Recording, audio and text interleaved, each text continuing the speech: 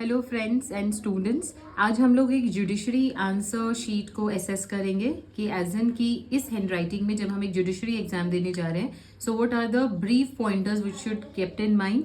सबसे पहले मैं राइटिंग की बात करूं तो एक लेजिबल हैंडराइटिंग है, दिखने में हमें पढ़ा जा रहा है कि हमने क्या लिखा है।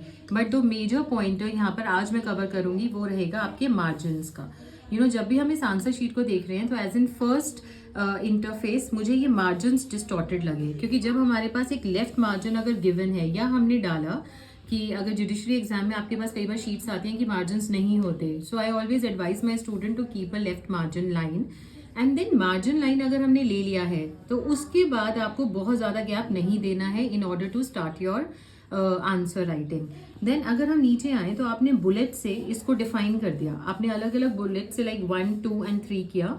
उसके बाद भी ये वाला मार्जिन अगर आप इसको थोड़ा सा लेफ्ट करेंगे तो हमारी आंसर प्रेजेंटेशन और ज़्यादा बेटर होगी।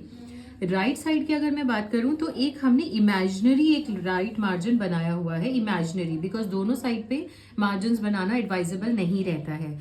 इस वाले केस में क्या होगा कि आपने एक इमेजिनरी मार्जिन लेके आप देखेंगे कि ये जो स्टूडेंट ने आंसर लिखा है बहुत कम ही वर्ड्स उस लाइन के आगे गए।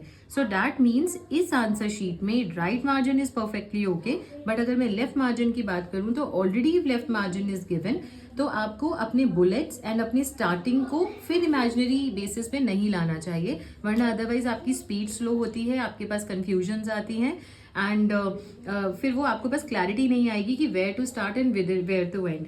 बिकॉज जब हम एक आंसर प्रेजेंटेशन की बात करते हैं तो margins plays a very important part in order to nicely present your answer sheet. मेरे बाकी की सीरीज एंड वीडियोस में आप देखेंगे कि मैं अभी इसी आंसर शीट पे और डिफरेंट पैरामीटर्स को कवर करूंगी। So just stay with us and we'll just try to make best use of your writing whenever you are going to give some competitive exams like judiciary or UPSC. Thank you.